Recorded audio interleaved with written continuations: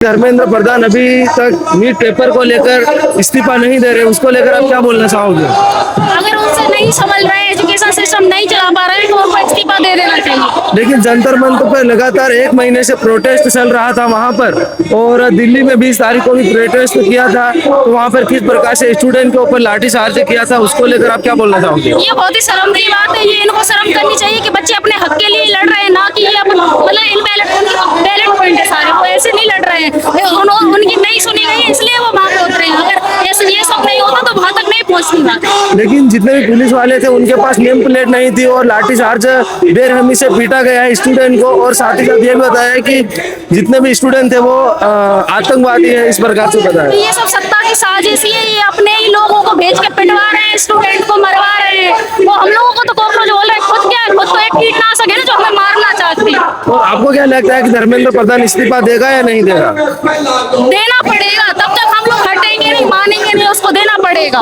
धर्मेंद्र प्रधान का इस्तीफा को लेकर कम से कम 1 महीना हो गया है जंतर मंतर पे, लेकिन कहीं दूसरा व्यक्ति कोई करता है तो उसको तत्काल इस्तीफा देना पड़ता है, लेकिन धर्मेंद्र प्रधान अभी तक क्यों नहीं दे रहा, और मोदी सरकार अभी तक इस्तीफा क्यों नहीं देने मांगता है? क्योंकि वो उन्हीं के चट्टे पट्टे हैं। वो ना पीएम मोदी इस्तीफा दे रहा है, ना वो उसको देने दे रहा। ये क्योंकि ये अनएजुकेटेड है, इनको पढ़ाई का पी भी नहीं आता है। अगर ये खुद एजुकेशन के बारे में कुछ नहीं जानते तो ये हम लोग की बात कैसे सुनेंगे? इनको हटना चाहिए और पढ़ी लिखी सत्ता आनी चाहिए ताकि वो स्टूडेंट की बात समझे और उन पे गौर करे। लेकिन 20 तारीख को जो प्रोटेस्ट हुआ था, खास करके अपनी बहनें लड़कियां भी वहां पर मौजूद थी, उनके साथ भी बेरहमी से गलत व्यवहार किया है पुलिस वालों ने, और धक्का मुक्की करी, लाठीचार्ज किया है, तो क्या सही किया है? नहीं, सही बिल्कुल भी नहीं किया। साले ये लोग है क्रिमिनल। हम लोग क्रिमिनल नहीं है कि वहाँ पे जा रहे हैं, हम अपनी बात रखने के लिए जा रहे हैं, वो सुनी जाए। आप हम लोग पे उल्टा मार रहे हो तो ये आपकी गलती, आप पे सख्त कार्रवाई करनी चाहिए। लेकिन वहाँ पर 19 साल के भी लड़के मौजूद थे, क्या वो आतंकवादी है? नहीं, आतंकवादी वो लोग हैं जो लोग मार रहे हैं उल्टा। और उनकी गाड़ियां भी फोड़ी गई, वो पुलिस वालों ने ही गाड़ियां फोड़ी है, और जितने भी स्टूडेंट थे उनके ऊपर आरोप लगा दिया कि ये आतंकवादी है, बाहर से आए, इंटरनेशनल है, इस प्रकार से आरोप। वो गाड़ियां उन्होंने स्टूडेंट के पहुंचने से पहले वहां रात में रख दी गई थी। जो भी हुआ, पत्थरबाजी हुई, वो सब उन्होंने पहले रख दिया था, नाम लगा दिया स्टूडेंट के। आज यहाँ पर भोपाल में आए हो तो क्या मांग है आपकी? हमारी मांग यही है कि हम लोग 2020 में हमने एडमिशन लिया था कॉलेज में, आज 2026 हो गई, हमारे एग्जाम नहीं हुए, 2 साल के हुए हैं, पर हमारा अब उनको ध्यान आ रहा है कि हमारा कॉलेज अनसुइटेबल है। तो पहले आईएनसी ने परमिशन दी थी, तभी हमारे 2 साल के एग्जाम हुए। अब कैसे कह सकते हैं कि हमारा कॉलेज अनसुइटेबल है? अगर अनसुइटेबल है तो इसमें हमारी गलती है, बच्चों की गलती नहीं है। ये कॉलेज प्रशासन की गलती है। कॉलेज पे आप एक्शन लो, कॉलेज में पेनल्टी लगाओ, हमें कोई मतलब नहीं है, इसमें बच्चों की कोई गलती नहीं, बच्चों के एग्जाम होने चाहिए। आपकी क्या राय है कि धर्मेंद्र प्रधान को लेकर आप क्या बोलना चाहोगे?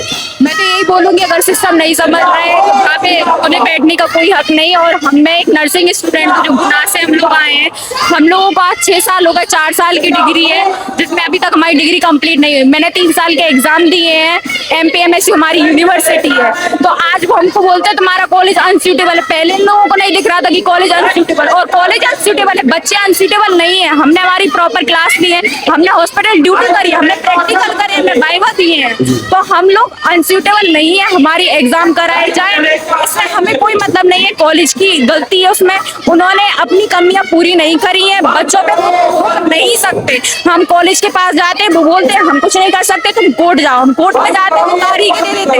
हम यूनिवर्सिटी जाते हैं, वो बोलते तुम हमारी स्टूडेंट ही नहीं। ऐसे कैसे नहीं है? हमारे पास इनरोलमेंट नंबर है, हमने 3 साल की एग्जाम दी, हमारे रिजल्ट आए हैं, वो ऐसा नहीं बोल सकते। और यहाँ पर राजधानी भोपाल में ये आंदोलन कर रहे हैं जैसे कि युवा सांसद, तो आपकी मुख्य मांगे क्या है? धर्मेंद्र प्रधान इस्तीफा देना चाहिए या नहीं?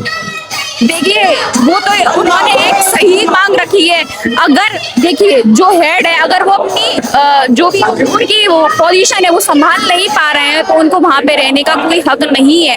उनको सुननी चाहिए बच्चों की क्या मांग है। आज वो प्रोटेस्ट हुआ है, वहां पे बच्चे प्रोटेस्ट नहीं करते, अगर वो आगे उनकी मांग सुन लेते। वो इस देश के यूथ है, उन्हें उनकी बात सुननी चाहिए थी। अगर वो शांति से उनकी बात सुनते तो इतना सब कुछ नहीं होता। और बच्चों के साथ जो मारपीट करी गई है ना, वो बहुत ही गलत बात है। उन लोग 20 तारीख को वहाँ पर किस प्रकार से स्टूडेंट के ऊपर लाठीचार्ज किया है, उनको इंटरनेशनल बताया और आतंकवादी बताया।